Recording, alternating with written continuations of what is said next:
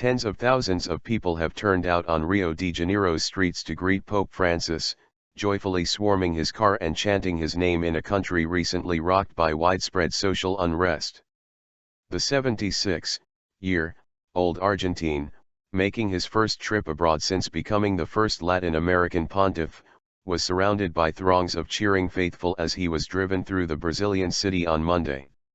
The first day of his visit was, however, marred by violence when riot police used tear gas and water cannon to disperse hundreds of people protesting against the cost of his visit after he met President Dilma Rousseff at the state governor's palace. Authorities said that rioters threw firebombs at riot police near the local government headquarters.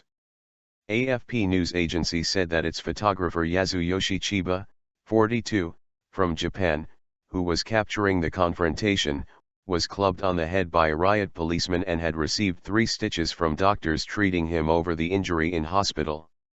Earlier, police blocked access to the palace as hundreds of anonymous hacktivists and gay campaigners rallied to denounce Rio State Governor Sergio Cabral's policies as well as the $53 million spent on the Pope's landmark visit to what remains the world's most populous Catholic nation. Moments earlier at the nearby palace, the Pope had urged young Roman Catholics to go and make disciples of all nations. Rousseff's popularity has plunged in recent weeks, amid frustrations with corruption and the pace of economic growth. The leftist and Brazil's first female president acknowledged the social discontent, saying Brazil's youth was fighting for a new society.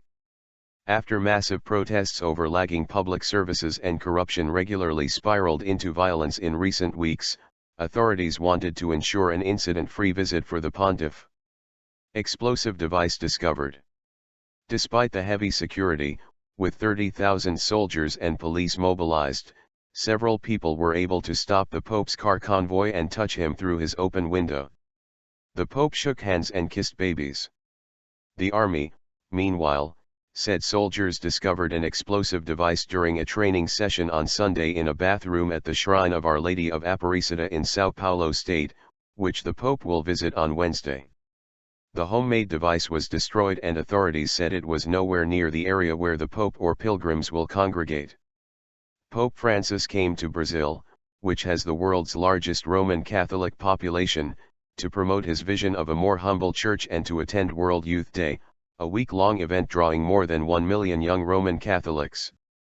Excitement about his first overseas visit brought huge crowds into the streets, chanting "Long live the Pope," singing and waving the flags of Argentina and other countries. The Pope, first in a small 4-door car and then an open-top Jeep, waved at the faithful after deciding to leave his armored Pope mobile behind, a decision that unnerved local authorities. "I have learned that, to gain access to the Brazilian people, it is necessary to pass through its great heart, so let me knock gently at this door," Francis said at the governor's palace. "I ask permission to come in and spend this week with you. I have neither silver nor gold, but I bring with me the most precious thing given to me, Jesus Christ," said the Pope, who will lead an open-air sermon on Copacabana Beach on Thursday. Vatican spokesman Federico Lombardi said the Pope was not worried about the massive crowd and that he wanted to avoid a militarization of security, but he went to the governor's palace by helicopter to avoid the protest.